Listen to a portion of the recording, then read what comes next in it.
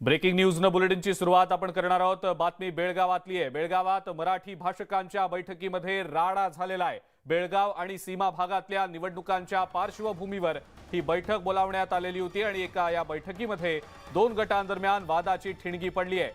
शुभम शेळके आणि इतरांच्यात जोरदार वादावादी झाल्याचं समोर आलेलं आहे। आगामी निवडणुकांच्या पार्श्वभूमीवर ही बैठक बोलावण्यात आलेली होती। या बैठकी दरम्यान शुभम शेळके आणि इतरांच्यात जोरदार वादावादी झाल्याचं पाहायला मिळालेलं आहे। बेळगावात मराठी भाषकांच्याच बैठकीमध्ये राडा झाल्याचं दृश्य पाहायला मिळालंय। या बैठकीतली ही दृश्य आपण सध्या पाहतो। बेळगाव आणि सीमा भागातल्या निवडणुकांच्या पार्श्वभूमीवर ही बैठक बोलावण्यात आलेली होती। अधिक माहिती या संदर्भातली आपण जाणून घेऊया। आपले प्रतिनिधी ज्ञानेश्वर साळोखे आपल्या सोबत आहेत सध्या। ज्ञानेश्वर, काय नेमकी माहिती? महाराष्ट्र एकीकरण समितीनं या बैठकीचं आयोजन केलं होतं। आगामी विधानसभा निवडणुकीच्या अनुषंगाने ही बैठक होती। मात्र या बैठकीमध्ये मागील काही निवडणुकांचे संदर्भ सुद्धा चर्चेत घेतले जात होते आणि याच चर्चेदरम्यान शिवानी पाटील या ज्या नगरसेवक पदाच्या उमेदवार होत्या त्यांनी व्यासपीठावरती जाऊन शुभम शेळके यांच्या विरोधातले आरोप आहेत ते केले। शुभम शेळके यांनी महाराष्ट्र एकीकरण समितीच्या विरोधातल्या उमेदवाराचा प्रचार केल्याचा आरोप त्यांनी केला आणि त्यामुळे शुभम शेळके यांना जाब विचारण्याचा प्रयत्न काहींनी केला। त्यावरूनच हा राडा झाला। एकमेकांच्या अंगावरती धावून जाण्याचा एकूणच हा प्रकार घडला। बराच काळ हा राडा आहे तो या बैठकीमध्ये सुरू होता। मात्र ज्येष्ठ जे काही महाराष्ट्र एकीकरण समितीचे सदस्य होते, पदाधिकारी होते, त्यांनी हा वाद मिटवला। मात्र एकूणच या निमित्तानं महाराष्ट्र एकीकरण समितीमध्ये वादाची ठिणगी पडल्याचं पाहायला मिळते आणि शुभम शेळके विरोधात इतर असे हा जो वाद आहे तो रंगताना पाहायला मिळते। त्यामुळे हा वाद येत्या काळात वाढणार की आणखीन पेटणार हेच आता पाहावं लागणार आहे। बरं ज्ञानेश्वर, धन्यवाद। सविस्तर माहिती आपण दिलीत त्याबद्दल।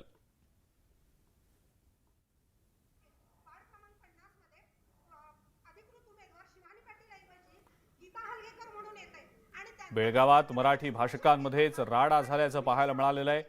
निवडणुकीच्या अनुषंगानं बैठक बोलावण्यात आलेली होती आणि या बैठकीच्या दरम्यान चर्चा होत होती। त्याच वेळेला हा सगळा वाद झाल्याचं समोर येत आहे। पुढची आणखीन एक ब्रेकिंग न्यूज। नगरमध्ये बोर्डाच्या भरारी पथकावर दगडफेक झाल्याचा प्रकार घडलाय। मानूरच्या केंद्रावर तपासणी पथकावर हल्ला झालेला आहे। पाथर्डी तालुक्यातल्या टाकळी मानूर इथल्या परीक्षा केंद्रावर दगडफेक झाली आहे। 10वीचा पेपर सुरू असताना ही दगडफेक झाल्याचं समोर येत आहे। परीक्षा केंद्रावर असलेल्या पथकावर ही दगडफेक झाली आहे। पथकामधील एक कर्मचारी जखमी झाल्याची माहिती मिळतेय।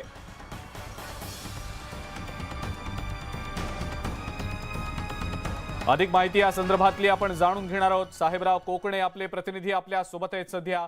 साहेबराव, थेट भरारी पथकावरच हा हल्ला झाल्याचा प्रकार घडलाय, दगडफेक होतीये, काय सांगता येईल या सगळ्या घटनेबद्दल? अजिंक्य, अहमदनगरमध्ये कॉफी मुक्त अभियान सुरू आहे। प्रशासनाने त्याची तयारी केली आलेली आहे, परंतु काही ठिकाणी पोलीस जे आहे बंदोबस्त आहे तो कमी आहे। आज पाथर्डी तालुक्यातील टाकळी मानूर येथे भरारी पथक जे आहे कॉफी पकडण्यासाठी गेला असता तिथल्या स्थानिक मुलांनी जे कॉफी पुरवण्याचं काम करत होते त्यांनी त्यांच्यावरती हल्ला केलेला आहे। त्याच्यामध्ये तो अधिकारी जो आहे त्यामधला ते अधिकारी जखमी झालेला आहे। त्याच्यावरती सिव्हिल रुग्णालयामध्ये उपचार सुरू असून बाकी आरोपींना अटक करण्यासाठी पोलीस गेलेले आहे। या प्रकरणामध्ये पाथर्डी पोलीस ठाण्यामध्ये गुन्हा दाखल करण्याचं काम सुरू आहे। बर साहेबराव, धन्यवाद। सविस्तर माहिती आपण दिलीत त्याबद्दल।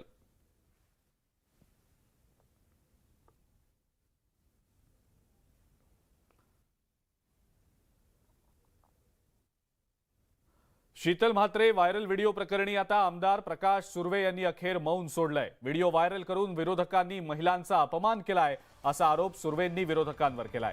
विकास कामांपासून लक्ष विचलित करण्यासाठी विरोधकांचे प्रयत्न सुरू असल्याचा आरोपही सुर्वे यांनी केलाय।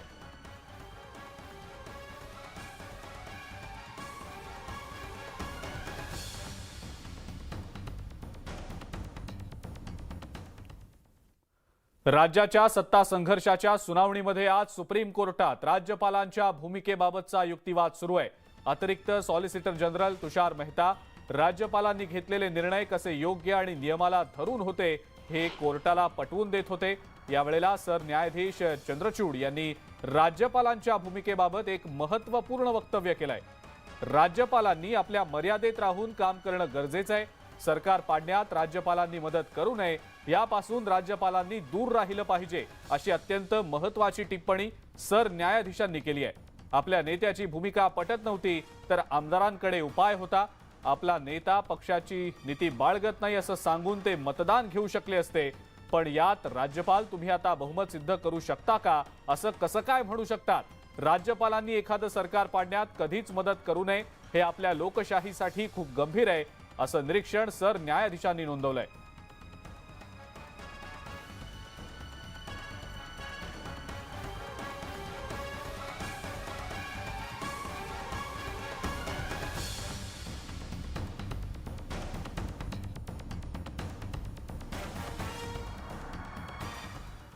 पुढची आणखीन एक महत्त्वाची बातमी, किसान सभेच्या लॉंग मार्चचा आजचा चौथा दिवस आहे। कसारा घाटातून शेतकरी आता मुंबईच्या दिशेनं रवाना झालेले आहेत। विविध मागण्यांसाठी हा मोर्चा काढला जातोय। रखरखत्या उन्हात बळीराजाला चालावं लागतंय आणि त्यामुळे सरकार शेतकऱ्यांच्या मागण्यांवर तातडीनं तोडगा काढणार का, हे पाहावं लागणार आहे। वन जमिनीच्या प्रमुख प्रलंबित प्रश्नासह शेतमालाला हमीभाव, शेतीसाठी वीज पुरवठा, शेती कर्ज माफी यासह अंगणवाडी सेविका मदतनीस या प्रमुख मागण्यांसह शेतकऱ्यांचा हा लॉंग मार्च मुंबईच्या दिशेनं रवाना झालाय।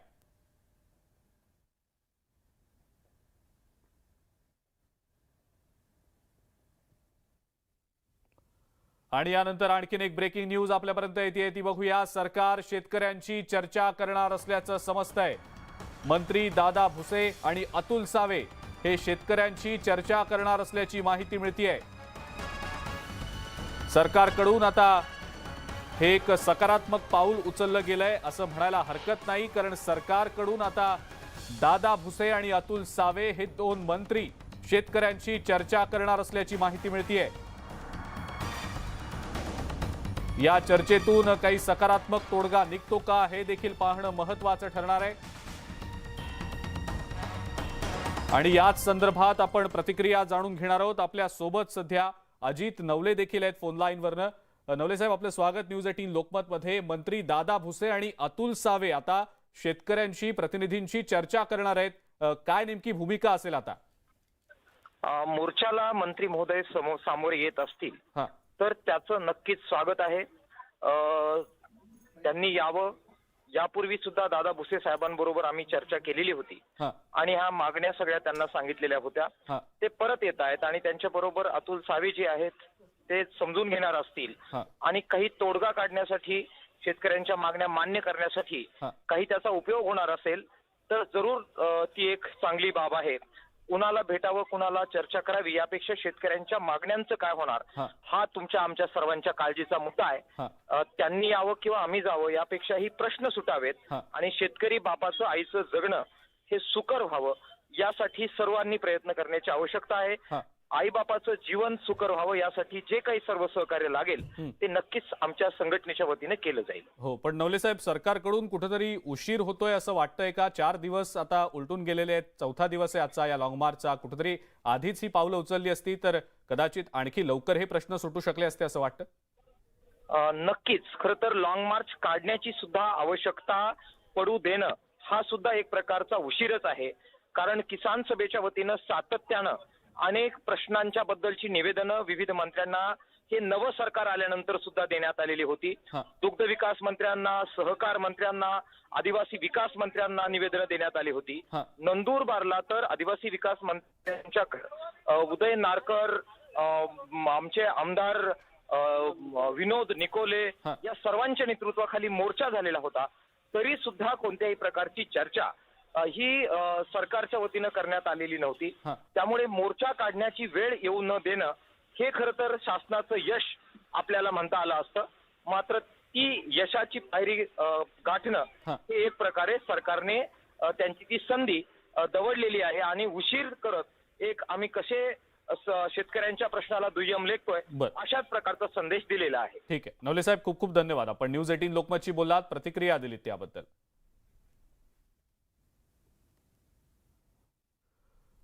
अजित पवार सध्या बोलतायत, आपण थेट जाऊया तिकडे। तर महागाई प्रचंड वाढतीये, बेरोजगारी वाढतीये, कायदा सुव्यवस्था अडचणीत आलेली आहे, अनेक ठिकाणी पोलिसांच्यावर हल्ले सुरू झालेले आहे, लोकांच्या मध्ये अतिशय नाराजी आहे। तरुणांना कुठल्याही प्रकारे 75,000 नोकऱ्या द्यायचं त्यांनी कबूल केलेलं होतं, ते अजून कुठं सुरू होईना.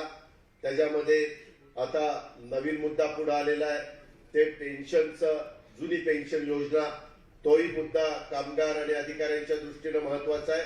शेतकऱ्यांच्या मालाला भाव नाहीये. कांदा, माझा हरभरा, द्राक्ष, आंबा, संत्रा, केळी याची काय अवस्था आहे, बाकीच्या कापसाची काय अवस्था आहे, दराची काय अवस्था आहे, अशा प्रकारचे अनेक समस्या, अनेक प्रश्न हे आपल्या सगळ्यांच्या समोर आवासून उभे आहेत.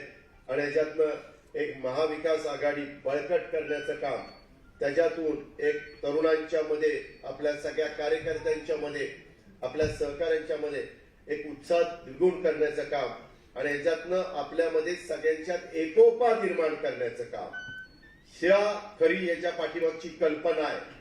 म्हणून तुम्हाला इथं सगळ्यांना निमंत्रित केलेलं आहे. आता तुमच्या बैठका त्या त्या ठिकाणी सुरू झाल्या पाहिजेत. सगळ्यांनी एकत्र बसून त्याच्यामध्ये पुढाकार घेतला पाहिजे. अंबादास दानवेंनी घेतला, सांगत होतो, इथं सुरुवात झालेली आहे. आम्ही आमदार सगळे इथं सभागृहात कामकाज चाललेलं आहे, डिमांड्सवर चर्चा चाललेली आहे. त्याच्यामुळे आमदारांची बैठक आम्ही वेगळी तिथं महाविकास आघाडीची घेऊ. पण आपण सगळ्यांनी, मला एक सांगा, गडचिरोलीत कोण आले त्यांनी हात वर करा. गडचिरोली, बस बस हात वर. चंद्रपूर फारच कमी आले. बर, त्याच्या संदर्भामध्ये नागपूर, हा नाही, वर पण बघतोय, खाली पण बघतोय, मध्ये पण बघतोय. त्याच्यामध्ये अमरावती, ठीक आहे, आपल्याला बरंच का. कोल्हापूर, पुणे, सोलापूर. यानंतर पुढच्या काही महत्त्वाच्या बातम्यांकडे आता आपण वळूया. जुनी पेन्शन योजना पुन्हा एकदा कार्यान्वित व्हावी यासाठी सरकारी कर्मचारी मंगळवारपासून संपावर आहेत. 18 लाख कर्मचारी संपावर गेल्यानं शिक्षण, आरोग्य, महसूल व्यवस्था कोलमडली आहे. सरकारनं जुनी पेन्शन योजनेबाबत ठोस निर्णय घ्यावा अशी मागणी विविध संघटनांकडून केली जाते. यावर उत्तर देताना उपमुख्यमंत्री देवेंद्र फडणवीस यांनी कर्मचाऱ्यांना मोठा दिलासा दिलाय. आता निवृत्त होणाऱ्या कर्मचाऱ्यांनीही काळजी करण्याचं कारण नाही. ही योजना लागू झाल्यास पूर्वलक्षी प्रभावानं लागू करू असं आश्वासन त्यांनी दिलेलं आहे. आजही मी पुन्हा सांगतो की आपण कुठेही कर्मचाऱ्यांच्या विरोधात नाही. कर्मचाऱ्यांना योग्य पेन्शन मिळाली पाहिजे. ते रिटायर झाल्यानंतर त्यांना सगळे बेनिफिट मिळाले पाहिजे. आज मिळत आहे त्यापेक्षा कुठेही काही वेगळं त्यांना कमी असं काही मिळू नये. या दृष्टीनं कालच माननीय मुख्यमंत्र्यांनी 3 अतिशय ज्येष्ठ अशा अधिकाऱ्यांची कमिटी, माजी अधिकाऱ्यांची कमिटी केली आहे. आम्ही युनियन्सला देखील विनंती करतो की त्यांनी त्यांच्या समोर जावं, त्यांचं म्हणणं मांडावं, सरकारही मांडेल. आमचे विरोधी पक्षाचे लोक अतिशय सुंदर असं एक त्यांनी तयार केलं होतं, असं एक डोंगर, असा ते डोंगर वर करायचे आणि त्याच्या खाली एक उंदीर दिसायचा आणि त्याच्यात घोषणा चालू होत्या, खोदा पहाड निकला चुहा. मला इतका आनंद झाला. कारण सांगतो, महाराष्ट्राच्या इतिहासामध्ये 2 दिवस बजेटवर चर्चा झाल्यानंतर पहिल्यांदा विरोधी पक्षाच्या लक्षात आलं आपण काही बोलूच शकलो नाही. अर्थसंकल्पावरून सत्ताधारी आणि विरोधकांमध्ये आरोप प्रत्यारोपांच्या फैरी सुरू झाल्या. विरोधकांना अर्थसंकल्प समजलाच नाही असा टोला उपमुख्यमंत्री देवेंद्र फडणवीसांनी लगावलाय. अर्थसंकल्प समजावून घेण्यासाठी 5 ते 6 दिवस लागल्याचेही फडणवीस म्हणाले. तर फडणवीसांच्या या आरोपांना माजी मुख्यमंत्री उद्धव ठाकरे यांनी सुद्धा उत्तर दिलंय. फडणवीसांनी मांडलेला अर्थसंकल्प म्हणजे पंचामृत होतं आणि या पंचामृतानं कुणाचंच पोट भरलं नाही असा प्रतिटोला उद्धव ठाकरेंनी लगावलाय.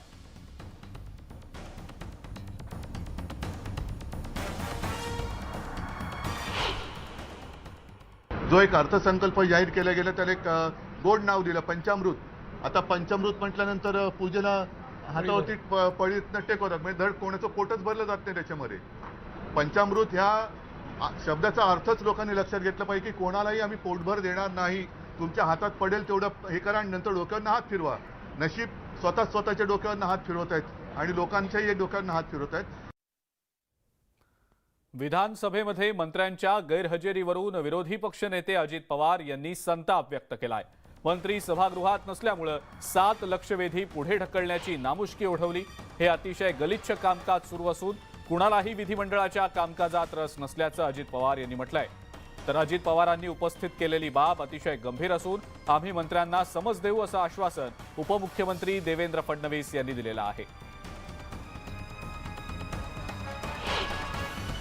मुख्यमंत्री उपमुख्यमंत्र्यांना जास्त व्याप असतो ह्याची पण मला जाणीव आहे।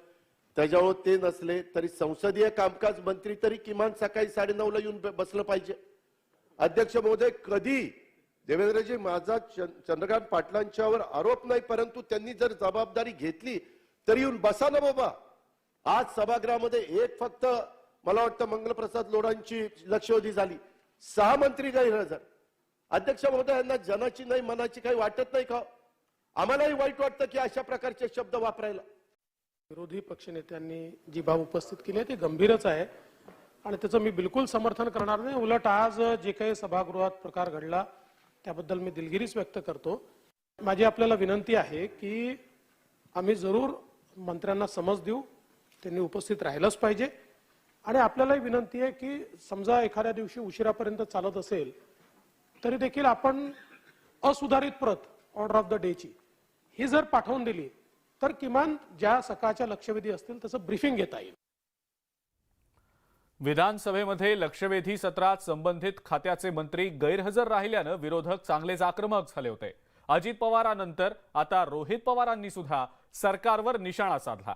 कालच्या सत्रात अनेक मंत्री उपस्थित नव्हते, आजही तीच स्थिती असल्याचं म्हणत रोहित पवार यांनी संताप व्यक्त केलाय। अनेक शेतकरी मुंबईकडे स्वतःच्या हक्कासाठी स्वतःच्या मागण्या घेऊन येत आहेत। काल दुपारी त्यांच्याबरोबर बैठक ठरली होती, पण या सरकारकडे वेळ नाही। काय करतात हे खरं तर बघावं लागेल, कारण का आमच्या लक्षवेधी असतात तेव्हा मंत्री येत नाहीत, आम्ही फक्त बसलेलो असतो। मग ज्या पद्धतीने आम्ही लोकांचं प्रतिनिधित्व करतो, आम्हाला महत्त्व दिलं जात नाही, आमच्या प्रश्नाला महत्त्व दिलं जात नाही। तसंच शेतकरी नाशिकवरून निघाले असताना, हजारोंच्या संख्येत निघाले असताना सुद्धा त्यांच्या प्रश्नाकडे हे सरकार लक्ष देत नाही, साधी बैठकीला सुद्धा वेळ देत नाही। मग एवढा वेळ या सामान्य लोकांसाठी तुमच्याकडे नसेल तर तुम्ही सत्तेमध्ये येऊन काय करत आहात असा प्रश्न सामान्य लोकांना तिथं पडत आहे। दरम्यान मंत्र्यांच्या अनुपस्थितीवरनं आमदार कालिदास कोळंबकर यांनी सरकारला घरचा आहेर दिलाय। 9:30चा आपण टायमिंग दिल्यानंतर मंत्री महोदय सगळं उपस्थित राहिले पाहिजे। मंत्रिपदासाठी पुढे पुढे जातात, परंतु बसायला पण लवकर टायमिंग मध्ये आले पाहिजे ना।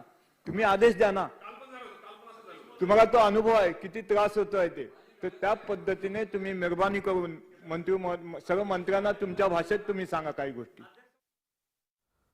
आता पदवी मिळालीये पण सर्वांना काही नोकऱ्या मिळणार नाहीत असं विधान कृषी मंत्री अब्दुल सत्तार यांनी दापोलीतल्या कोकण कृषी विद्यापीठाच्या पदवीदान समारंभात केलं।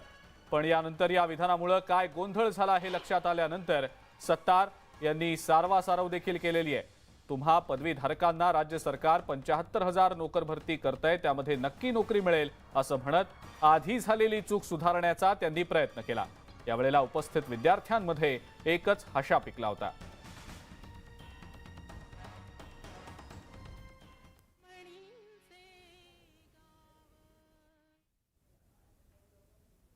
आपल्याला जी आज पदवी मिळणार आहे याच्या माध्यमातून पुढचं भविष्य तुमचा येणाऱ्या काही दिवसामध्ये त्याचा परिणाम होणार आहे। परंतु सर्वाला नोकरी, मी 4 वेळेस बोललो, सर्वाला मिळणार नाही। तुम्हाला जे काही द्यायचं विद्यापीठाने दिलंय, आता तुम्हाला द्यायचं आहे ग्रामीण भागामध्ये जाऊन। म्हणून तुम्हाला आमचे अय्यप्पा साहेबांनी 3-3 वेळेस विचारले की तुम्ही कुठे जाणार, तर तुमचं उत्तर थोडा कमी आला, त्यांनी थोडी हवा भरली। आता कमीत कमी तुम्ही हसू लागले। पहिले आपण असे बसलेले होते की मैंने उधार बेचा। जळगावमधल्या चोपडा तालुक्यात एका लग्न सोहळ्यात शिवसेनेचे नेते आणि मंत्री गुलाबराव पाटील यांनी पवारांबद्दल शाब्दिक टोलेबाजी केली आहे। या लग्नातील वधूचं आडनाव पवार असल्यानं यावर गुलाबराव पाटलांनी राष्ट्रवादी काँग्रेसचे अध्यक्ष शरद पवार आणि विरोधी पक्षनेते अजित पवार यांच्यावर एक मजेशीर भाष्य केलं. पवारांना आम्ही सुद्धा घाबरून असतो, कारण पवारांची जी बुद्धी चालते तशी कुणाचीच चालत नाही असं पाटील म्हणाले आणि उपस्थितांमध्ये एकच हशा पिकला. सुधीर भाऊ, सतीलाल भाऊ हे दोघं जण काकांचा वारसा चालवत आहेत आणि तिकडनंही मुलगी पवार कुटुंबातून येते, त्यामुळे आम्ही घाबरूनच आहे पवारांना. तुम्ही काळजी करू नका, तुम्ही सकाळी सकाळी शपथ घेऊन टाकता, काय करून टाकता आम्हाला माहित आहे. त्यामुळे पवारांना आम्ही घाबरून असतो, त्यामुळे कायम पवारांना बरोबर ठेवावं लागते आणि पवारांची जी बुद्धी चालते ती कोणाचीच चालत नाही. कळवणमध्ये शेतीच्या वादातनं शेतकऱ्यांच्या 2 गटांमध्ये तुफान राडा झाल्याचा प्रकार समोर आलेला आहे. गांडाळमोख येथील तिरहळ गावातली ही घटना आहे. दोन्ही गटांनी एकमेकांवर लाठ्या काठ्यांनी जीव घेणा हल्ला केला. या हल्ल्यात एका महिलेसह 4 जण गंभीर जखमी झालेत. जखमींवर सध्या शासकीय रुग्णालयात उपचार सुरू आहेत. या प्रकरणी अभोणा पोलिसांनी दोन्ही गटांच्या विरोधात गुन्हा दाखल केलाय. शेतीच्या वादावरनं झालेल्या या फ्रीस्टाईल हाणामारीचा व्हिडिओ व्हायरल झालाय.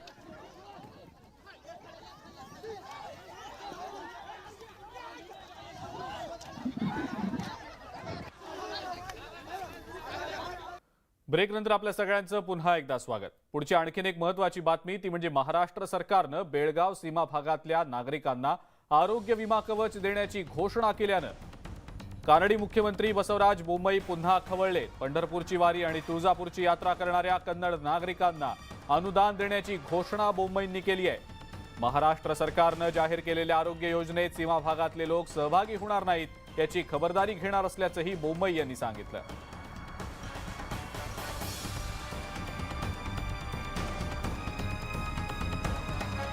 ₹54 ಕೋಟಿ ಬಿಡುಗಡೆ ಮಾಡಿದ್ದಾರೆ. 54 ಕೋಟಿ ರೂಪಾಯಿ ಬೆಳಗಾವಿಗೆ ಬಂದು ಬೆಳಗಾವಿ ಗಡಿ ಭಾಗದಿಂದ ಬಂದು ಬೆಳಗಾವಿಗೆ 54 ಕೋಟಿ ರೂಪಾಯಿ ಬಿಡುಗಡೆ ಮಾಡಿದರು. ಅದಕ್ಕೆ ಮುಖ್ಯಮಂತ್ರಿಗಳು ವಿಚಾರ ಕೊಡಬೇಕು ನಾವು ಅಂತ. ಯಾರು ಬಿಡುಗಡೆ ಮಾಡಿದ್ರು? छत्रपती संभाजीनगर जिल्ह्यामध्ये सर्वाधिक कांदा उत्पादक शेतकरी हे वैजापूर तालुक्यातले असून कांद्यानी आता शेतकऱ्यांच्या डोळ्यात पाणी आणलंय. छत्रपती संभाजीनगरमध्ये सुद्धा कांद्याच्या दरात मोठी घसरण झाल्यानं शेतकरी हवालदिल झालाय. उत्पादन खर्च देखील निघत नसल्यानं कष्टानं पिकवलेला कांदा जनावरांना टाकण्याची वेळ वैजापूरमधल्या शेतकऱ्यांवर आली आहे.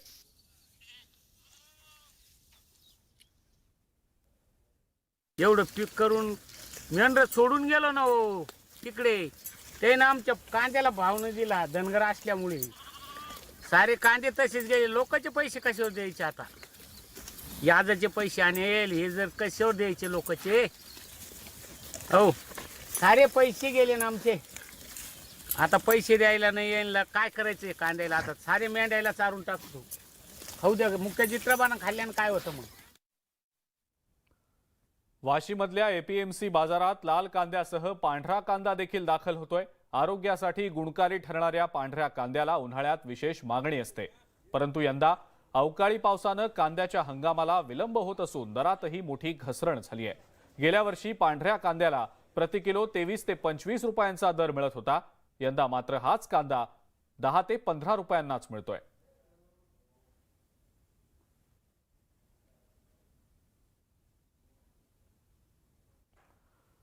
धाराशिवमधल्या परांडा पोलिसांनी पीएम किसान योजनेची रक्कम परस्पर उचलून शेतकऱ्यांची फसवणूक करणारं रॅकेट उघडकीला आणलंय. शेकडो शेतकऱ्यांची फसवणूक करणाऱ्या या रॅकेटचा भांडाफोड करत परांडा पोलिसांनी 24 तासात बीडमधल्या केज इथून आरोपींना अटक केली आहे. बँक खातं सुरू करतो म्हणून आरोपी अजय चौधरी आणि संदीप माळी यांनी शेतकऱ्यांचे फिनो बँकेत परस्पर खातं काढलं आणि खात्यावरचे पैसे एटीएम मधनं काढून फरार झाले. या प्रकरणी परांडा पोलिसात गुन्हा दाखल झाल्यानंतर पोलिसांनी तपासाची चक्र फिरवत या आरोपींना केज पोलिसांच्या सहकार्यानं अटक केली आहे. आरोपींकडून तब्बल 18 लाख रुपये रोख आणि 135 सिम कार्ड्स जप्त करण्यात आलेली आहेत. आरोपींनी सोलापूर, बीड, धाराशिवसह इतर जिल्ह्यातल्याही शेतकऱ्यांची अशीच फसवणूक केल्याचा पोलिसांना संशय आहे. यात प्रशासकीय अधिकाऱ्यांचाही सहभाग आहे का याचाही पोलिसांकडून तपास सुरू आहे. 24 तासामध्ये हे आरोपीला आम्ही ट्रेस केले. बीड पोलीस केज पोलीस स्टेशनचं पूर्ण ऑफिसर्स आणि त्यांचे कर्मचारी आम्हाला मदत केले. त्यांच्याकडे आम्ही जाऊन परांडा पोलीस स्टेशनचा अधिकारी आणि अंमलदार त्यांनी रेड केले आणि 18 लाख कॅश सापडले त्यांच्याकडे आणि 135 सिम आणि मोबाईल फोन असं आम्ही रिकव्हरी केलेले. केंद्रीय पुरातत्व विभागाच्या अधिकाऱ्यांनी अंबाबाईच्या मूर्तीशी छेडछाड केल्याचा गंभीर आरोप श्री पूजक यांचे वकील गांधींनी केलाय. कोणत्याही परवानगीशिवाय चेहऱ्यावर यापूर्वी लावलेला लेपचा काही थर काढून टाकण्यात आला असून हा थर काढल्यामुळे मूर्तीचा चेहरा आणखी खराब झाल्याचा आरोप श्री पूजकांनी केलाय. केंद्रीय पुरातत्व विभागाच्या अधिकाऱ्यांनी बेकायदेशीर कृत्य केल्याचा दावा श्री पूजकांच्या वकिलांनी केलाय. या प्रकरणी श्री पूजकांनी कोल्हापूर जिल्हा सत्र न्यायालयात धाव घेतली आहे.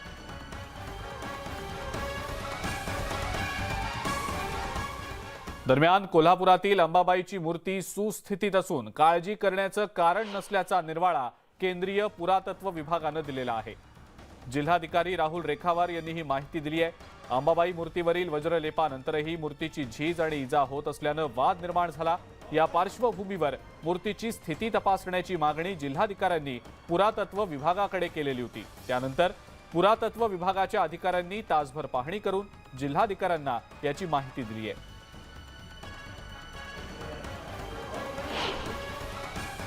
जे लोक पाहणी करायला लावले त्यांना दे आर नॉट क्वालिफाईड. त्यांनी ही मूर्तीचं पाहणी करायला कुणाचीही परवानगी घेतलेली नाही आहे आणि कुणाचीही परवानगी न घेता जो 18/22 त्यांनी जे काही संवर्धन केलं तेही पुलआउट करून काढलं. एक स्तर त्यातला काढला तो काढून त्याचं काय केलं माहीत नाही, टाकून दिला. हे अधिकार कुणालाही नाही आहेत आणि हा जो खेळ चालवला आहे हे फक्त कलेक्टरांनी चालवलेला आहे. तो तत्वर थांबवायला पाहिजे.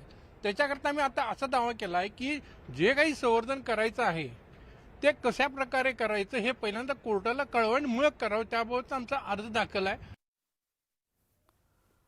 राज्यामध्ये सरकारी कर्मचारी काम बंद आंदोलन करत असताना आज होणाऱ्या 10वीच्या गणिताच्या पेपरमध्ये व्यत्यय येऊ नये आणि परीक्षा सुरळीत पार पडावी याकरता नागपूरच्या केशवनगर शाळेनं निवृत्त कर्मचारी, विना अनुदानित शाळेतले शिक्षक आणि माजी विद्यार्थ्यांची मदत घेत 10वीचा पेपर सुरळीतपणे पार पाडला.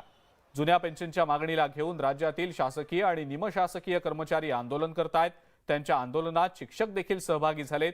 शिक्षक या आंदोलनात सहभागी झाल्यामुळे 10वीचे पेपर सुरळीतपणे पार पडणार की नाही असा प्रश्न असताना नागपूरच्या केशवनगर शाळेनं यावर नवी युक्ती शोधत विद्यार्थ्यांना दिलासा देण्याचा प्रयत्न केलाय.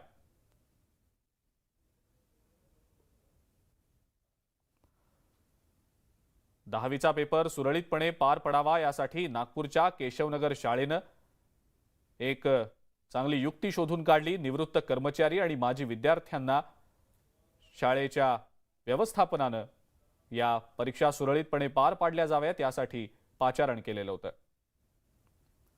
12वी गणित पेपर फुटीच्या प्रकरणी सुरू असलेल्या तपासादरम्यान आणखी एक महत्त्वाची माहिती समोर आलेली आहे. त्यानुसार अहमदनगरमधील 119 विद्यार्थ्यांना परीक्षेपूर्वीच गणिताची प्रश्नपत्रिका मिळालेली होती. पेपर फुटी प्रकरणात अहमदनगरच्या मातोश्री भागुबाई भामरे महाविद्यालयातील मुख्याध्यापकांसह 5 जणांना अटक करण्यात आलेली होती. त्यांच्या चौकशीतनं धक्कादायक माहिती समोर आलेली आहे. मुख्याध्यापक आणि संबंधित शिक्षकांनी आपल्या महाविद्यालयाचा निकाल 100% लागावा यासाठी परीक्षेपूर्वीच गणित विषयाची प्रश्नपत्रिका विद्यार्थ्यांना दिली होती. जवळपास 1 तास आधी विद्यार्थ्यांना ही प्रश्नपत्रिका देण्यात आलेली होती. गणिताचा पेपर सोपवण्यात आलेल्या HSC बोर्डाच्या सदस्यांची भूमिकाही संशयास्पद असल्याची माहिती गुन्हे शाखेच्या तपासातनं आतापर्यंत समोर आलेली आहे. त्यामुळे आता या प्रकरणामध्ये पुढे काय कारवाई होणार याकडे सर्वांच्या नजरा आहेत.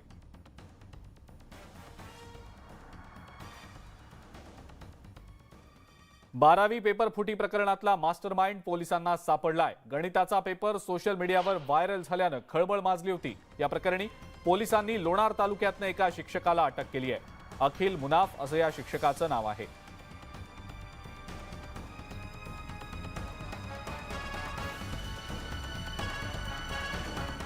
बारामती तालुक्यातल्या खांडज इथं ब्रिटिशकालीन मॅनहोल साफ करण्यासाठी गेलेल्या 3 शेतकऱ्यांचा आणि एका मजुराचा गुदमरून मृत्यू झालाय. मृतांमध्ये बाप लेकाचाही समावेश आहे. खांडज इथल्या 22 फाटाजवळ ब्रिटिशकालीन मॅनहोलमध्ये शेण आणि कचरा साठलेला होता. हा कचरा साफ करण्याकरता उतरलेले मजूर बाबूराव गव्हाणे यातच अडकले. यावेळेला त्यांच्या मदतीसाठी मॅनहोलमध्ये उतरलेल्या इतर 3घांचाही श्वास गुदमरला आणि त्यांचा दुर्दैवी मृत्यू झाला. मुंबईतल्या लालबाग परिसरातनं एक धक्कादायक बातमी समोर आलेली आहे. एका प्लास्टिकच्या बॅगमध्ये महिलेचा मृतदेह आढळून आल्यानं खळबळ माजली आहे. इमारतीच्या पहिल्या मजल्यावर असलेल्या फ्लॅटमध्ये 53 वर्षीय महिलेचा मृतदेह आढळला. या प्रकरणी पोलिसांनी केलेल्या चौकशीत मुलीनंच हत्या केल्याचं निष्पन्न झालंय.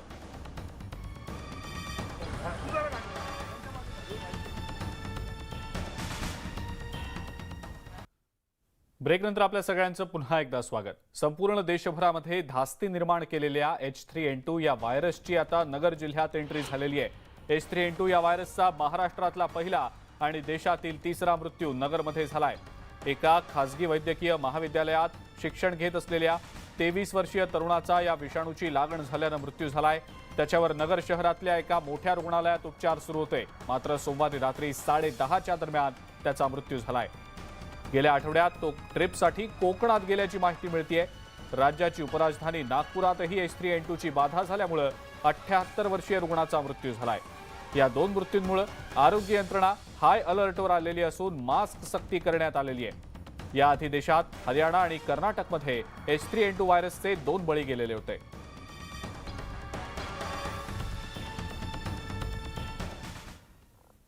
इंडिगोची आजपासून नाशिकहून नागपूर, गोवा आणि अहमदाबाद या 3 प्रमुख शहरांसाठी सेवा दिली जाते. या सेवेमुळे नाशिककरांना देशातील अन्य शहरं आणि आंतरराष्ट्रीय कनेक्टिव्हिटी सुद्धा मिळणार आहे.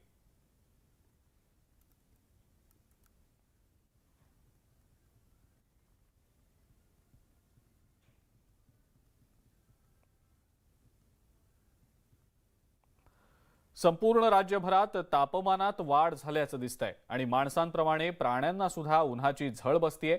अशातच पुण्यातल्या कात्रज उद्यानातील जानकी आणि मीरा या हत्तीणींनी पाण्यामध्ये डुंबण्याचा आनंद लुटलाय.